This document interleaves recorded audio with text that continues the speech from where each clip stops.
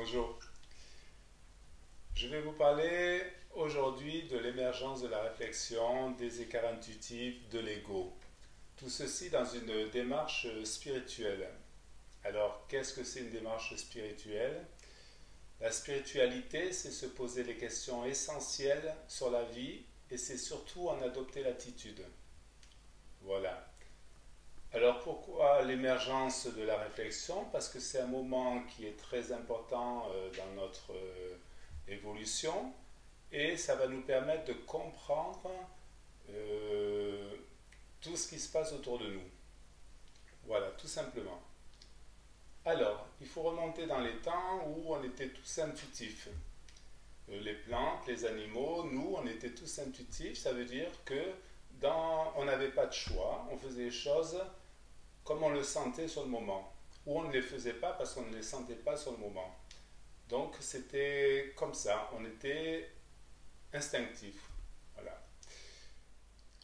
Après, et donc on arrive à un moment où on a une boîte crânienne qui est tellement développée qu'on va pouvoir dissocier les mêmes sujets dans notre espace, on va pouvoir engendrer sur des choix.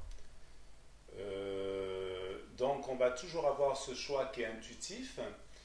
Ce choix, on sait qu'il est juste, on sait qu'il est bon, hein, parce que c'est un choix divin, j'allais dire, mais c'est un choix qui est lié avec la vie. Ça revient à la même chose. Et puis on a un nouveau choix qui est un choix que l'on sait que il est pas, en fait, c'est pas celui qu'il faut prendre, mais qu'on va prendre sous l'effet de la tentation. Alors au début, on va pas le prendre directement. On sait que c'est pas un bon choix. On va passer des nuits, des jours à y penser, à dire waouh, on pourrait faire ça, et puis on n'ose pas en fait parce qu'on a quand même des intuitions hein, qui nous disent de pas y aller. Et puis il y a un moment où c'est quand même plus fort que tout et sous l'effet donc de la tentation, eh bien on va s'engager. Alors c'est un moment très important parce qu'à partir du moment où on s'engage dans un choix qui n'est pas intuitif, que j'appelle écart intuitif, eh bien il va apparaître un côté en nous qui n'existait pas avant, qui est le malin. Il va y avoir un côté malin qui va dire je vais le faire, on va le faire si personne nous voit, ou etc., etc. En fait, il y a ce côté qui va émerger et qui n'existait pas avant. Il y a autre chose aussi, c'est que en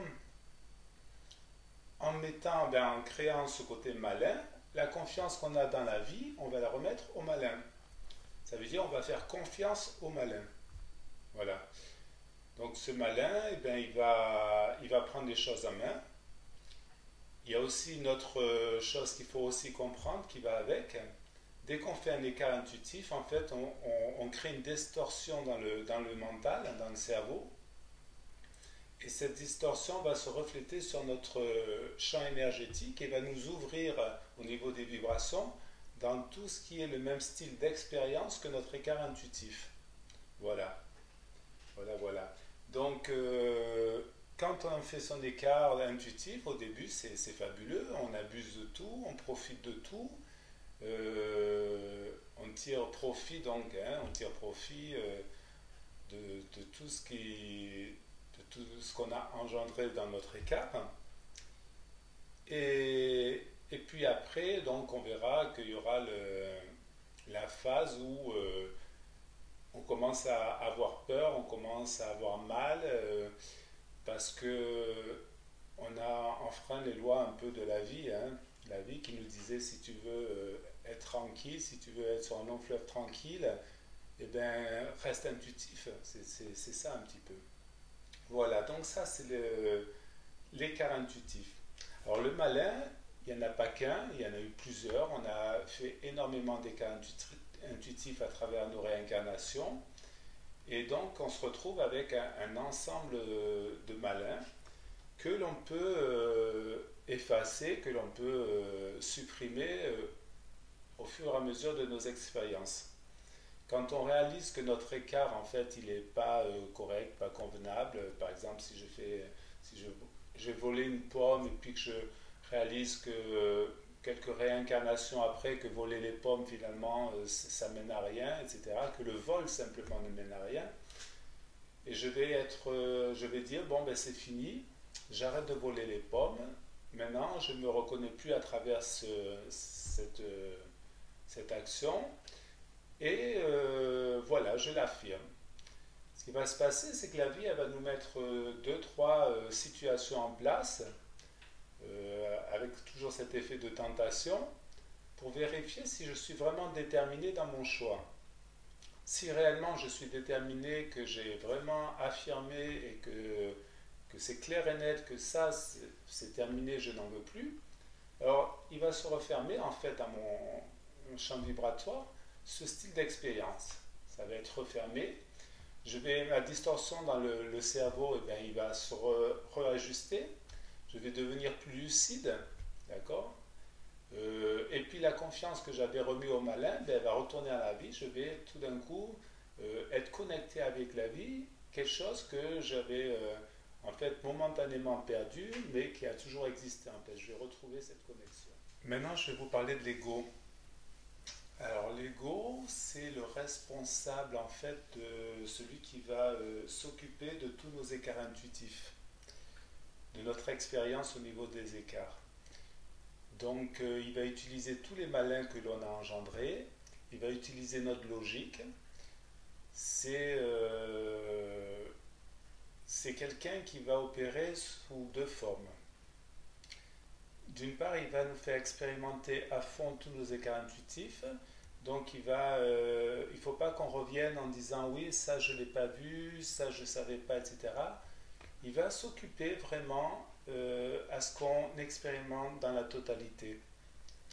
Et la deuxième partie, il va faire émerger en nous quelque chose de fabuleux, quelque chose qui va se prendre en main. On va manifester qui l'on est, on va devenir déterminé, on va acquérir une maturité, une sagesse, on va sortir de tout ça, donc c'est cette grande prise en main qui fait qu'on ne va plus être du tout le même que celui qui n'a pas expérimenté. Donc au niveau de l'évolution, on va acquérir quelque chose de fabuleux, quoi. Donc, et donc c'est aussi le pourquoi on expérimente nos écarts intuitifs, hein. C'est pour avoir l'expérience avec nous, voilà. Donc on aura eu l'expérience de connaître et d'avoir vécu tout ce que ça a engendré des écarts intuitifs, et comme ça, justement parce qu'on l'a vécu à fond, on n'aura plus du tout envie dans les temps futurs, et on sera averti des effets des écarts intuitifs. Donc voilà, c'est une très très belle, un très beau parcours. Et, et l'ego, donc, il est utile, hein. L'ego, il est construit sur notre logique. Et quand notre logique, ce sera de nous réunifier, et bien progressivement, l'ego, il va disparaître et les malins associés avec. Voilà, donc c'était aujourd'hui l'émergence de la réflexion, nos écarts intuitifs, l'ego. Voilà, voilà. Je vous souhaite tout le meilleur et à très bientôt. Merci.